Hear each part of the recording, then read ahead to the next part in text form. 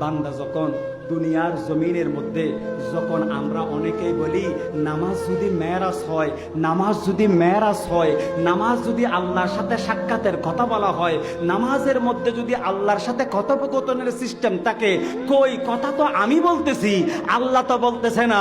আল্লামা আব্দুর রহমান সুফুরি রহমতুল্লাহ আলাইহি বলে, ও বান্দা খেয়াল করো, ও বান্দা খেয়াল করো, যখন নিয়ত বেঁধে ফেললা, যখন হাত যখন লাগাই দিলা, তখন সানা পড়ার পর যখন তুমি বললা আলহামদু, সুবহানাল্লাহ, আর একটু জোরে বলুন না সুবহানাল্লাহ।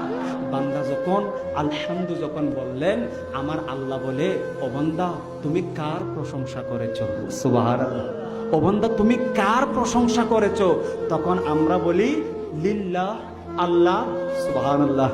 তখন আমার আল্লাহ বলে আল্লাহ থেকে, তখন আমরা বলি রহমান রহিম, সুবহানাল্লাহ বলে। তখন আল্লাহ বলে রহমানকে, রহিমকে, সুবহানাল্লাহ বলে। তখন আমরা বলি মালিক ইয়াউমিদ্দিন, যিনি বিচার দিবসের অধিপতি।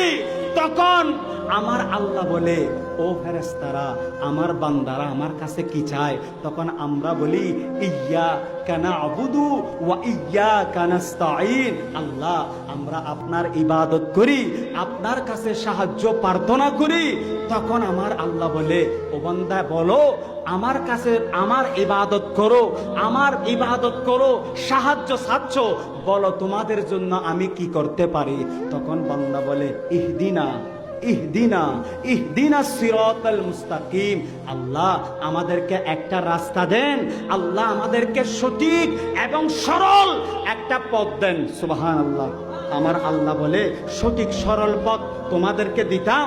তখন বান্দা আবার বলে সিরাতাল্লাযীনা আনআমতা আলাইহিম, আল্লাহ আমাদেরকে ওই পথ দান করো যেই পথের মধ্যে আপনি আছেন, যেই পথের মধ্যে আপনার নবী আছে, যেই পথের মধ্যে সাহাবায়ে কেরাম আছে, যেই পথের মধ্যে তাবিঈন আছে, যেই পথের মধ্যে আউলিয়ায়ে কেরাম আছে, যেই পথের মধ্যে গৌস পাক শাহিন সাহেব বাগদাদ আছে, ওই পথ আমাদেরকে দান করো।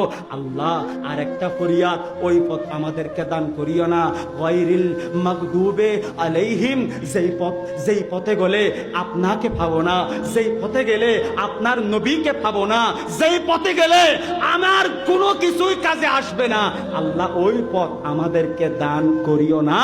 আমার আল্লাহ তখন বলে, যখন আমরা বলি বলদ্দলিন, তখন আমার আল্লাহ বলে, ও ফেরেশতারা তোমরা আমার বান্দার সাথে সাথে বলো আমিন, আমি আমার বান্দার ফরিয়াদ কবুল করে নিলাম।